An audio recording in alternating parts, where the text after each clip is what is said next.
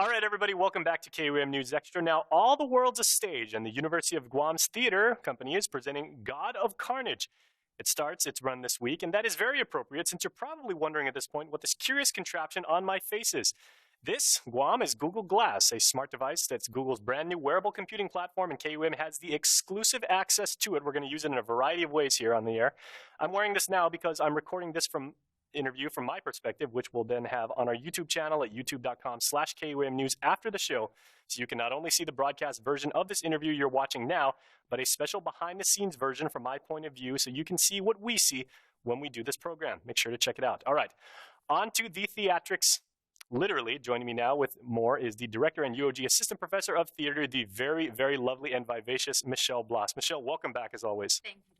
Oh, okay, so tell me about the play, because it's called God of Carnage, but is that a contradiction in terms? Because apparently it's hilarious.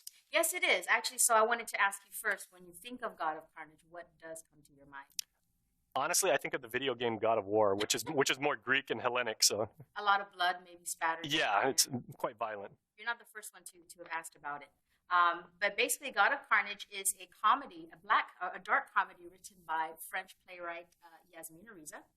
And it talks about two couples, two sets of parents, the Raleighs and the Novaks, who get together to amicably resolve and discuss a confrontation that their 11-year-old sons had at a park playground. Mm-hmm. So one of the boys has his two incisors knocked out.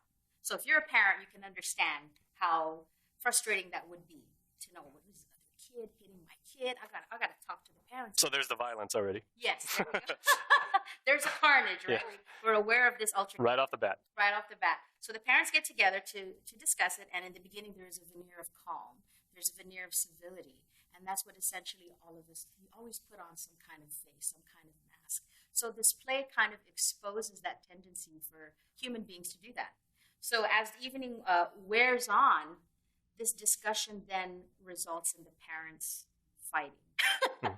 Name-calling, throwing things at each other, accusing, and essentially turning into their own children. So this isn't even a misnomer. It truly is carnage. Yes. And actually, the God of Carnage is going to be brought up by one of the characters. Robert Wong, who's a UOG major, will bring up that line and kind of explain why Yasmina Reza chose that as the title of her play. At what point in time does this take place as far as eras? Modern. Now. Just generically, it could take place like any time. Okay, absolutely. Interesting. It's set right now in Brooklyn. So that's where the setting is, and it takes place now in the living room of the Novaks, so one of the parents. Now, what your theater company has done tremendously over the years is you guys sometimes do pure musicals, or you do plays that have a musical element to them, maybe like one or two musical numbers. Does this involve any sort of sung dialogue or anything? Not at all. Okay. This is what we call a straight play. It's a non-musical play. And it runs all the way through from beginning to end. There are no breaks, no intermission. It's just 90 minutes of raw emotion. So it's very intense, too. It's very intense. And after rehearsals, the actors are always so exhausted. So is the comedic element you spoke of, is that more of a release, or is it kind of like a parallel to offset some of the intensity of the situations? Or? I think a lot of the things that the actors say and do is very comic, and that's where the comedy comes in. And when you think about life, just in general, isn't life funny sometimes? It has its tragic and dark moments, but it also has its light moments. And even though they're getting together to discuss something, to discuss violence with their children, which is actually quite dark when you think about it, they're still able to act funny. And that's only because of, like I said, they just descend into childish behavior. By the end of the evening, they end up just like their children. So that's almost cathartic on their point, because that's how they learn to cope and maybe to deal with it. Yeah, I mean, and that's how it is. It's like if you as a person are getting together to discuss something really serious with somebody else, especially your children, right? You want to be as calm as possible from the beginning. Deep down, you're pissed. You're like, why in the world did your son smack my child? And that is the impetus of every single Bill Cosby comedy skit that he ever did. Yeah, very good. If you ever watch any of the classic Bill Cosby himself, he always said, he's like, I brought you into this world, I'll take you out. Yeah, there you go. Exactly. And it also brings up perspectives and how, as parents, each of us has our own way of raising our children.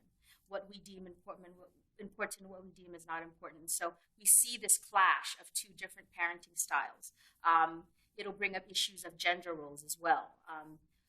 One of the parents is, the set of parents is a lawyer. The other one is a business owner. One of them is a writer and a social crusader. So you have just these interesting characters to begin with. All right. Well, we do have a lot more we want to talk to you about this, but we'll have you back on. But tell us real quick, when can people check this out and where? Because I can't wait. No problem. The show opens this Thursday and runs through Saturday. So this Thursday through Saturday and next week, Thursday through Saturday. That's October 26th through 29th and September 26th through 29th and October 3rd through 5th, 7 p.m. at the UOG Fine Arts Theater, and you can purchase tickets at the door. All right, most excellent. Well, you always do a absolutely outstanding job, so I'm sure it's going to be standing room only, but I will be there, guaranteed. Excellent. Yeah, you never fail to entertain. Thank you. All right, thanks so much, Michelle. All right, and stay tuned to KUM News Extra because we will be right back after this.